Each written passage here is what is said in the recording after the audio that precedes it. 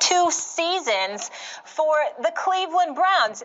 Dealing with all that COVID adversity, they show up, they show out, and they send your Steelers packing. So I ask you this morning, were you more impressed by Cleveland or are you more depressed by Pittsburgh?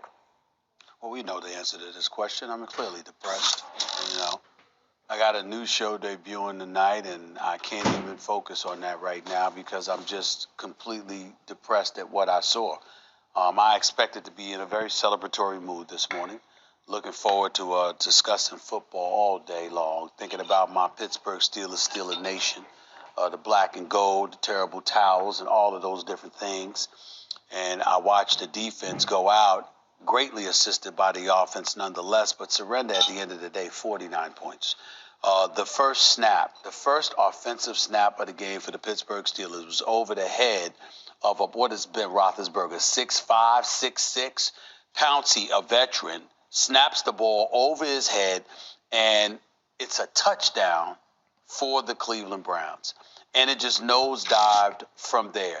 Big Ben Roethlisberger throwing interceptions all over the place. We see the snap over his head right at that particular moment. They can't even fall on the ball properly. The Cleveland Browns end up falling into the end zone, getting the touchdown, and the Steelers were obviously in a hole. But then, what excuse in God's green earth could you possibly have for being down 28-0 in the first quarter? They were getting their butts kicked. It's just that simple. And so as a result of it, it's basically chickens coming home to roost. I told Ryan Clark and others weeks ago, I said I didn't like the way the Steelers were looking. I didn't like the ability without T.J. Watt to get to the quarterback. Obviously, injuries to Devin Bush earlier and then Bud Dupree a little bit later on in the season compromised their ability to get to the quarterback, compromised them in the secondary. We saw all of that. I've continuously lamented the fact that this is the Steelers. As Max Kellerman has pointed out on many occasions with the introductory press conference of Mike Tomlin, as head coach for the Pittsburgh Steelers over 14 years ago, run the ball, stop the run. That was the mantra. Well, somebody forgot to tell the Steelers about that over the last 3 years. They've been one of the worst rushing teams in the National Football League. This year, they were the absolute worst, averaging about 84 yards a game. They didn't even get to 60 last night. Their running game was putrid, and we understand for the most part as to why that was, because when you get in such a hole, you got to spend all your time throwing the football, which Big Ben Roethlisberger did. And in the end, what it comes down to is this. Big Ben Roethlisberger, he's not a scrub. He's still a future Hall of Famer. We get all of that. He did throw for over 500 yards last night. We understand that. But those 4 interceptions speak volumes. There's a reason you mentioned Tom Brady and Drew Brees and Aaron Rodgers and guys like that as being on a different level than Big Ben Roethlisberger. Because with every great moment comes a huge mistake. That's what it is. And his lack of mobility, his age and attrition, and the punishment that he has absorbed, the Steelers got to be looking in a different direction moving forward in the future. I'm just really, really disgusted right now. The Steelers, as far as I'm concerned, have made me depressed.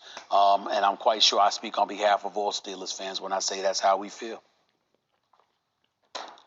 Well, this playoff wild card weekend was so exciting, Stephen A., that I've started to lose my voice. So I'm going to have to keep it as even-keeled as I can right now. But let me just say, I was very impressed with the Cleveland Browns.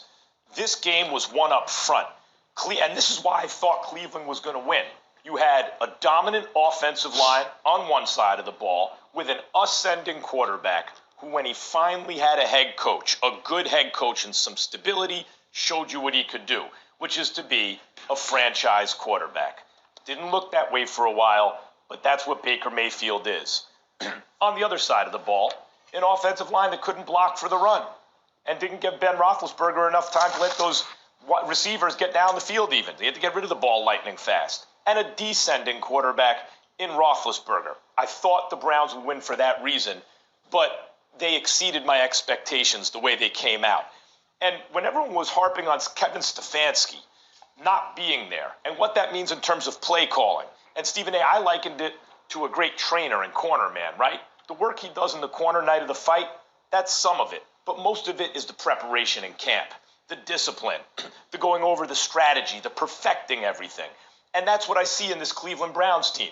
Stefanski, the play caller, it's nice to have him there. But the culture that he's established, The fact that the Browns come together and came together throughout the season in adversity. The maturity you've heard from Baker Mayfield when people ran to him and said that you, Stephen A., had these criticisms for him. Remember that? We were listening to what he was going to say, and he said, those guys are doing their jobs. We have a job to do here. We focus on what's inside this building. Every single thing pointed to a maturing franchise. You don't know until they go out there and do it, though. And because of COVID protocols, they were missing guys on their offensive line, which is the strength I just mentioned. And what happened? Did they suffer? Nope. They came together. And the play of an offensive line, to me, is indicative of the culture of the team.